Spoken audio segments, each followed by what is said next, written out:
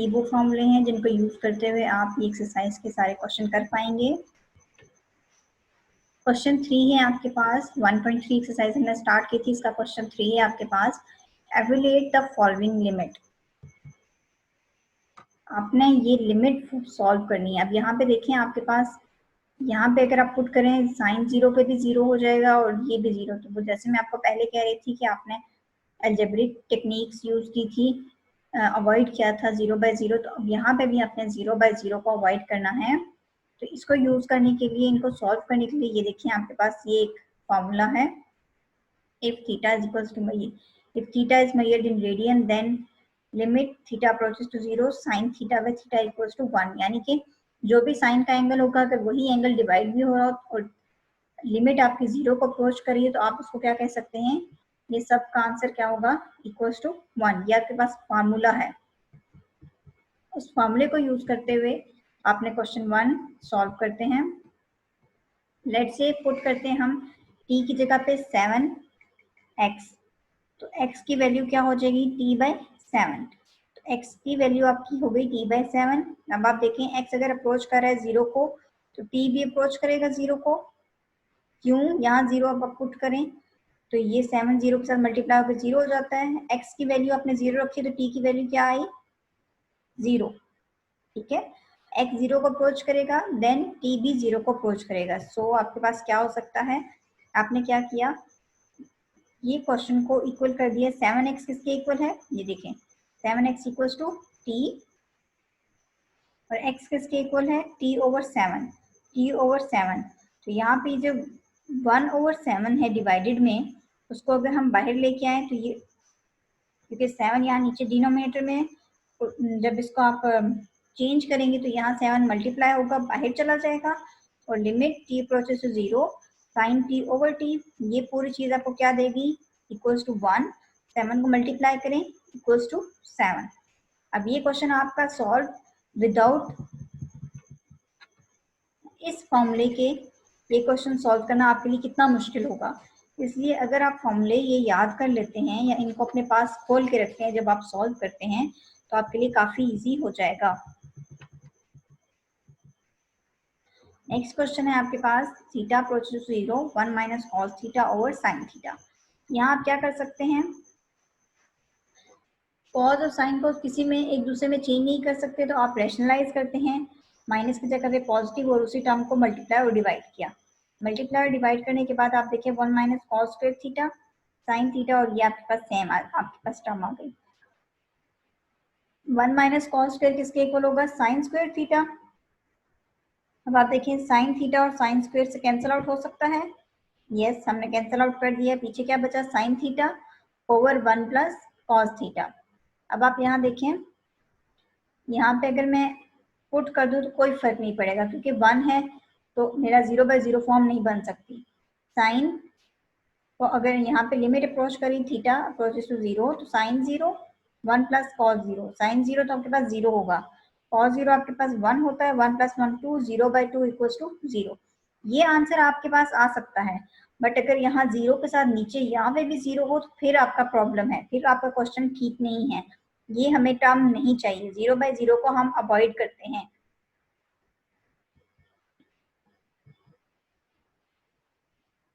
Next question है आपका sign ax over bx।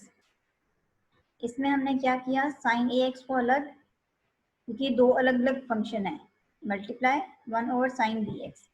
अब आप क्या कर सकते हैं, इसके लिए आपको ax चाहिए तो आपने ax मल्टीप्लाई डिवाइड कर दिया, इसके लिए आपको bx चाहिए तो आपने bx को मल्टीप्लाई डिवाइड कर दिया। अब देखें साइन ax के नीचे आपको x चाहिए, जो भी एंगल में हो वही डिवीजन में, साइन bx के लिए जो भी एंगल में है वही डिवीजन में चाहिए। जी बिल्कुल, ये bx आपका सेम इसी तरह से आपने सिर्फ डिवीजन वाली चीज उसके नीचे कर दी, और जो मल्टीप्लिकेशन वाला है ax और bx इसको आपने ऐसे ही रहने दिया।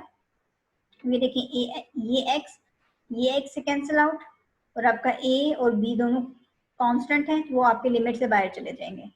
अब जब क्योंकि मल्टीप्लिकेशन वाली लिमिट है, जब लिमिट अप्लाई होगी तो इसके ऊपर अलग से, पहले फंक्शन के ऊपर अलग से, दूसरे फंक्शन के ऊपर अलग से। तो लिमिट x अप्रोचेस टू 0 यहाँ पे अलग से आई, लिमिट x अप्रोचेस टू 0 इसके लिए अलग से। अब देखें ये आपके पास साइन का जो भी एंगल है वही डिवीजन में है, तो ये पूरा आपके पास क्या हो जाएगा, this is 1, this is also 1, 1 into 1 into 1, ये सब तो आपको 1 आंसर देगा, और a divided by b multiply हो रहा है, तो ये आपके पास a बाय b आ गया। नेक्स्ट आपके पास है this question, 1 minus cos 2x over x square. आपको पता है साइन स्क्वायर x का ये फॉर्मूला है। आप क्या कर सकते हैं, ये 2 इधर मल्टीप्लाई करके इस तरह से लिख सकते हैं। अब ये देखिए 1 minus cos 2x, 1 minus cos 2x, तो 1 माइनस कॉस 2x की जगह मैं ये लिख सकती हूँ, मैंने लिख दिया। लिखने के बाद over x square same as it is, बाकी सब चीजें वैसी ही। अब आप देखें 2 क्योंकि नंबर है, इसको मैं बाहर कर देती हूँ, लिमिट से बाहर, sine square x over x square, ये भी स्क्वायर है ये भी स्क्वायर, तो ये होल स्क्वायर हो सकता है, साइन एक्स ओवर एक्स का होल स्क्वायर। अब क्या कर सकते हैं आप, लिमिट अप्लाई की आपने, ये देखें जब आपने लिमिट अप्लाई की, अब ये पावर वाला आपके पास लिमिट का थ्योरम यूज हो रहा है, जिसमें आप पावर होल पावर थी तो पावर बाहर लेने देते हैं और लिमिट अप्लाई कर देते हैं फंक्शन के ऊपर। जब आपने लिमिट अप्लाई की फंक्शन के ऊपर, तो आपके पास क्या हो गया, sine x over x, x approaches to 0, यहाँ अप्रोच किया तो आपके पास क्या हो गया, यहाँ अप्रोच करने से क्या हो गया, सॉरी, ये पूरा आपके पास क्या हो जाता है, ये आपके पास फॉर्मूला बन जाता है विच इज इक्वल्स टू 1। अब ये 1 का square 2 into 1 equals to 2, this is your answer. Next है आपके पास 1 minus cos p theta over 1 minus cos q theta. अब आप देखें इसके लिए हम क्या कर सकते हैं, हम हाफ एंगल फॉर्मूले आपने फर्स्ट ईयर में पढ़े हैं, ये हमने वही हाफ एंगल फॉर्मूला यूज किया है। तो 1 माइनस कॉस थीटा था, उसको मैंने चेंज कर दिया, 2 आपका डिवाइड हो रहा है तो इधर जाके मल्टीप्लाई हो जाएगा, तो इसको मैंने चेंज कर दिया 2 sine square P theta by 2, x की जगह पे जो भी आपके पास यहाँ क्वेश्चन में आपके पास एंगल है आपने वो पुट कर दिया। इसी तरह से 2 sine square Q theta by 2। Next आप क्या कर सकते हैं, ये 2 एंड ये 2 कैंसिल आउट हो गए, आपके पास क्या बचा, sine square P theta by 2 into 1 over sine square Q theta by 2। अब हमने क्या किया, हमने जैसे पहले क्वेश्चन किया प्रीवियस, उसी तरह से आपको पी थीटा बाय 2 चाहिए था, आपने पी थीटा बाय 2 और साथ में स्क्वायर भी चाहिए, क्यों, क्योंकि साइन स्क्वायर है, साइन स्क्वायर है आपके पास तो एंगल में भी स्क्वायर चाहिए, तो आपने ये भी square over P theta by 2 का स्क्वायर, डिवाइड भी किया मल्टीप्लाई भी किया। इसी तरह से क्यू थीटा बाय 2 मल्टीप्लाई भी किया डिवाइड भी किया, तो डिवीजन वाली टर्म को नीचे रख लिया, उसके नीचे डिवीजन वाली टर्म नीचे कर ली। नेक्स्ट स्टेप में क्या कर सकते हैं, आपने लिमिट को, नेक्स्ट स्टेप में आपने ये स्क्वायर होल स्क्वायर कर दिया, स्क्वायर को होल स्क्वायर में कन्वर्ट कर दिया, ये इन दोनों जो डिवीजन में टर्म थी, और ये पी थीटा बाय 2 ये क्या बन गया, P square theta square over 4, ये दोनों टर्म आपके पास डिवीजन में थी, इनको आपने होल स्क्वायर में कर दिया, और ये क्यू थीटा बाय 2 का होल स्क्वायर क्या बन गया, Q square theta square 4 square. अब देखें theta square by 4 theta square by 4 ये कैंसिल आउट हो सकता है, यस हमने कैंसिल आउट कर दिया, पीछे क्या बचा, पी स्क्वायर क्यू स्क्वायर, तो ये बाहर आ गया पी स्क्वायर क्यू स्क्वायर। अब लिमिट, क्योंकि ये मल्टीप्लाई वाला मल्टीप्लिकेशन की लिमिट का थ्योरम है तो आपने वो यूज किया, तो लिमिट स्प्लिट हो गई, इस पे अलग से इस पे अलग से, यहाँ अप्लाई करेंगे तो क्या हो जाएगा, अब देखें जो एंगल है वही आपके पास डिवीजन में भी है, जो एंगल है वही डिवीजन में भी है, पावर आपने बाहर रखी, क्यों, क्योंकि ये होल पावर है, पावर जब भी आपके पास होगी तो आप पावर वाला थ्योरम यूज करेंगे, उसमें क्या है कि लिमिट आपकी अप्लाई हो जाएगी फंक्शन पे और पावर आपकी एज इट इज रहती है। अब देखें यहाँ पे भी 2 था, यहाँ 2, पावर पे कोई फर्क नहीं पड़ा, जब आपने लिमिट अप्लाई की तो ये आपका बाय थ्योरम या बाय फार्मूला, जो आपको मैंने कहा है फार्मूला याद करने को, ये वो बाय फार्मूला ये आपके पास 1 आ जाता है आंसर, इसका बाय फार्मूला इसका 1 आंसर, इनको मल्टीप्लाई करने से ये आपका P square by Q square. ये क्वेश्चन मोस्ट इंपोर्टेंट क्वेश्चन है आपके एग्जाम पॉइंट ऑफ व्यू से, ये क्वेश्चन मोस्ट इंपोर्टेंट क्वेश्चन है आपके एग्जाम पॉइंट ऑफ व्यू से।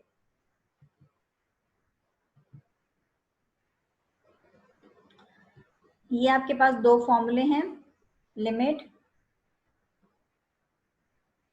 1 + 1/n की power n equals to e। देखिए जो भी आपके पास यहाँ पे होगा इसी का रेसिप्रोकल, 1/n का रेसिप्रोकल क्या है, n। रेसिप्रोकल मतलब उसका रेसिप्रोकल ऐसा एलिमेंट होता है जिसके साथ आप मल्टीप्लाई करें तो आपके पास आइडेंटिटी आती है। देखिए आपके पास क्या है, 1/n।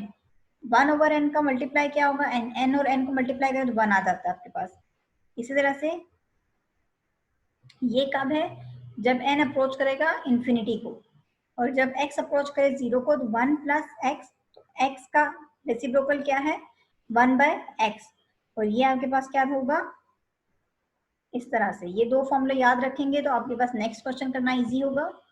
नेक्स्ट क्वेश्चन है आपके पास, express each limit in terms of exponential. ये ई का जो साइन है ये एक्सपोनेंशियल का साइन है, एक्सपोनेंशियल फंक्शन का साइन है। देखें पार्ट 2 में हम क्या करते हैं, पार्ट 2 के लिए हम ए पार्ट वाला फॉर्मूला यूज करेंगे, 1 + 1/n।